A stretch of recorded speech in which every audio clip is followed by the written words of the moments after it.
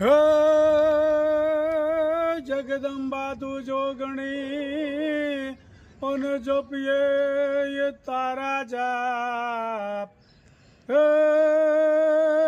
અખંડ માડી તારા દેવડા બળે અરે રે માડી પરગટ આપોઆપ. જય સ્વામિનારાયણ. જય સ્વામિનારાયણ. ચોમાસાનો વરસાદ થઈ ગયો. ખૂબ સરસ મજાની લીંબુડી કોળામણ લઈ ગઈ. આપ જોઈ શકો છો કે ઘોર જામી ગયું છે. હવે તો લીંબુ પીળા રેડ અંદર થાય છે. સાંજ પડી ગઈ છે, વાદળા જામ્યા છે. ગઈકાલે વરસાદ સારો પડ્યો, આજ તો કાંઈ છે નહીં. જો વરસાદ આ 3 લીંબુડી એકારે બધી હરખી થઈ ગઈ લાઈનમાં. મીઠો લીમડો, પછી નાની લીંબુડી અને અજમા. ગરમા ગરમ ભજીયા ખાવા માટે ફર્સ્ટ ક્લાસ અને સ્વાદિષ્ટ બને ભજીયા અજમા. અને આ ચરોઠી મોઢું આવી ગયું ને ત્યારે ચરોઠીના પાંદડા ચાવીને એટલે કમ્પ્લીટ થઈ જાય. હોજી ગયું મોઢામાં, જીભ હોજી ગઈ હોય, કાંઈ પણ થયું હોય, કચરાણી હોય કે કાંઈ પણ થયું હોય તો ચરોઠીના પાંદડા ચાવવાથી તરત મટી જાય.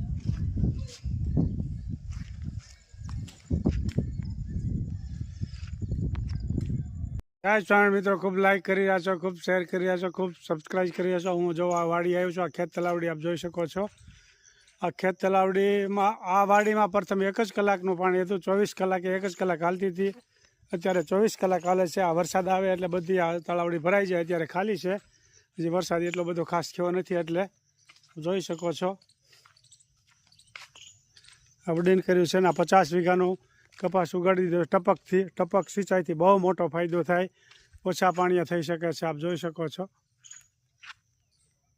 50 વીઘાનો વણ કપાસ ઉગાડી દીધો છે. 50 વીઘાનો.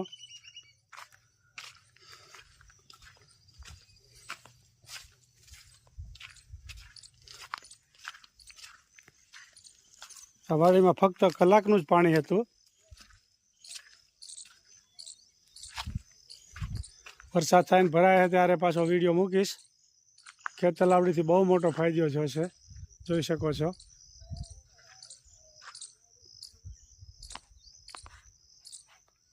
જય સ્વામિનારાયણ.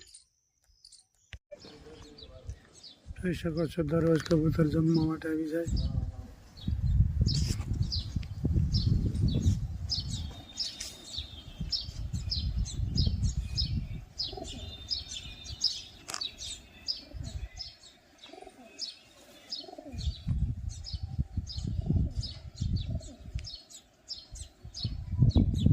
દરરોજ આવી જાય.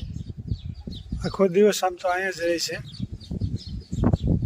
હું નાખીએ એટલે આવ્યા જ કરે દરરોજ.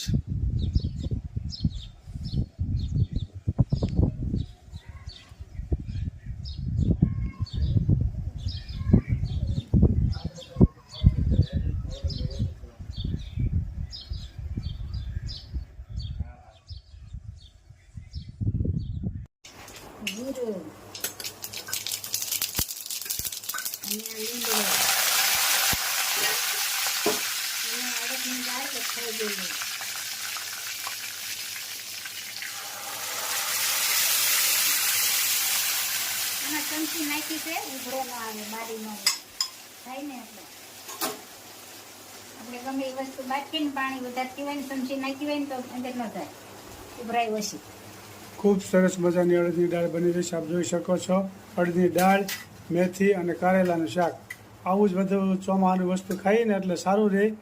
અને દવા વગરની વસ્તુ આ બધી લીલોતરી શાકમાં તો અત્યારે બહુ દવા છટાતી હોય એટલે અત્યારે આ ખાવામાં બહુ ફાયદાકારક વસ્તુ છે આ બધી. આ તો અસલ દેશી ખાણું કહેવાય. મીઠું બાફામાં નાખ્યું છે, હળદર, ચટણી, ધાણા જીરું. હવે આ લોકોને ઓછું ભાવે છે એટલે ઓછું કરે છે. હવે પેલાના ગવઢિયાઓ આપણા વડવાઓ બહુ અડદની દાળ ખાતા ને રોટલા બાજરાના. પાણી પણ નાખી શકાય ને છાશ પણ નાખી શકાય. ખૂબ સરસ મજાની સ્વાદિષ્ટ અડદની દાળ બની રહી છે. આપ જોઈ શકો છો.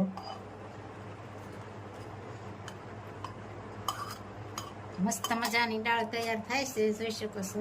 નાની અરે રોટલો હોય તો સ્વાદ આવે, રોટલીમાં પાછું ન આવે બહુ. રોટલા કરવાના ને, રોટલા અને અડદની દાળ ખૂબ સરસ મજાની દાળ બની રહી છે, આપ જોઈ શકો છો. થોડી જ વારમાં તૈયાર થઈ જશે. અને એક કમેન્ટ હતી, તમે બાજરામાં હું ભેળવું, તો એમાં ઝાર ભેળવી હતી. ઝાર ને બાજરો મિક્સ દળ્યા હતા, એટલે મિક્સ સારા લાગે. તૈયાર થઈ ગયા છે. અડદની દાળ અને બાજરાના રોટલા એ સ્પેશિયલ ખોરાક કહેવાય. દાળ ને બાજરાના રોટલા. ખૂબ સરસ મજાની દાળ તૈયાર થઈ ગઈ. લાઈક કરો, શેર કરો, સબસ્ક્રાઇબ કરો અને કોમેન્ટ કરો. અને અડદની દાળ અને બાજરાના રોટલા.